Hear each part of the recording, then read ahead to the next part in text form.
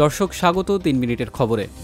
আগামী ৩১ ডিসেম্বর বিকাল ৩টায় কেন্দ্রীয় শহীদ মিনার প্রাঙ্গণে জুলাই বিপ্লবের ঘোষণা দেবে জাতীয় নাগরিক কমিটি ও বৈষম্য বিরোধী ছাত্র আন্দোলন। জাতীয় নাগরিক কমিটির আহ্বায়ক নাসির উদ্দিন পাটোয়ারি তার ফেসবুক পোস্টে লিখেছেন, all eyes on Shaheed Minar 31 December, সময় বিকাল ৩টা। কমিটির সদস্য সচিব আখতার হোসেনও একই কথা লিখেছেন। কমিটির মুখ্য সংগঠক ও জুলাই শহীদ স্মৃতি ফাউন্ডেশনের সাধারণ সম্পাদক সার্জিস আলম লিখেছেন, ৩১ ডিসেম্বর শহীদ মিনার বিকাল ৩টা, এখনই সময় বাংলাদেশের জন্য।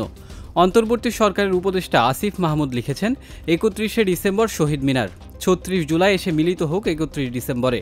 বৈষম্য বিরোধী ছাত্র আন্দোলনের পক্ষ থেকে বলা হচ্ছে, মৌলিক অধিকার ও নাগরিক অধিকার রক্ষা করবে এমন একটা রাষ্ট্রের ঘোষণা কিংবা রূপকল্প উপস্থাপন করা হবে এই ঘোষণাপত্রে। সচিবালয়ে প্রবেশে সাংবাদিক সহ সবার স্থায়ী ও অস্থায়ী পাস বাতিল করা হয়েছে বলে জানিয়েছেন তথ্য সম্প্রচার উপদেষ্টা নাহিদ ইসলাম। তিনি বলেন, যাচাই বাছাই করে আবারও নতুন করে পাস দেয়া হবে। রবিবার দুপুরে সচিবালয়ে কর্মরত সাংবাদিক ও সংগঠনের নেতাদের সঙ্গে বৈঠকের পর এক ব্রিফিংয়ে তিনি বলেন, নতুন অস্থায়ী কার্ড নিয়ে সাংবাদিকরা সচিবালয়ে প্রবেশ করতে পারবেন। স্বরাষ্ট্র ও তথ্য মন্ত্রণালয় বিষয়টি নিয়ে কাজ করবে। গত বুধবার গভীর রাতে সচিবালয়ের ৭ নম্বর ভবনে অগ্নিকাণ্ডের পর থেকেই সচিবালয়ে প্রবেশে কড়াকড়ি আরোপ করে আইনশৃঙ্খলা বাহিনী। শুক্রবার রাতে এক আদেশে তথ্য অধিদপ্তরের ইস্যু করা সাংবাদিকদের সব অ্যাক্রিডিটেশন কার্ড বাতিল করে স্বরাষ্ট্র মন্ত্রণালয়। শেরপুরে যাত্রীবাহী একটি বাসের সঙ্গে সিএনজি চালিত অটোরিকশার মুখোমুখি সংঘর্ষে ৬ জন নিহত হয়েছেন। রবিবার সকালে সদর উপজেলার ভাতশালা ইউনিয়নের শেরপুর ময়মনসিংহ সড়কের জোড়া পাম্পের পাশে এ দুর্ঘটনা ঘটে। সন্তানকে বাঁচাতে সমুদ্রে ঝাঁপ দিয়ে অস্ট্রেলিয়ায় এক বাংলাদেশি দম্পতির মৃত্যু হয়েছে। শনিবার পার্থের একটি সমুদ্র সৈকতে মর্মান্তিক এই ঘটনা ঘটে। হৃদয়বিদারক এই ঘটনায় শোকের ছায়া নেমে এসেছে স্থানীয় বাংলাদেশি কমিউনিটিতে।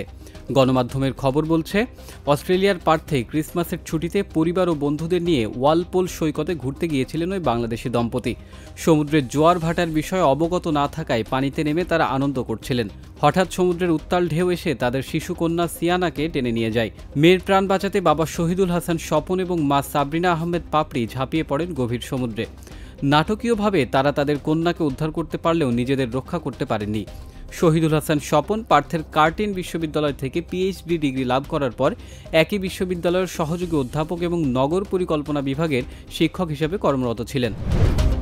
দক্ষিণ কোরিয়ার একটি বিমানবন্দরে ১৮১ জন আরোহী নিয়ে একটি উড়োজাহাজ বিধ্বস্ত হয়েছে। এতে অধিকাংশ যাত্রী নিহত হওয়ার আশঙ্কা করা হচ্ছে।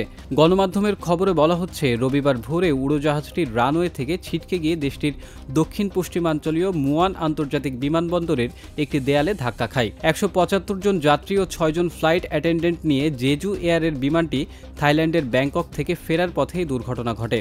যাত্রীদের মধ্যে ১৭৩ জন দক্ষিণ কোরিয়ার এবং ২ জন থাইল্যান্ডের নাগরিক ছিলেন বলে জানা গেছে।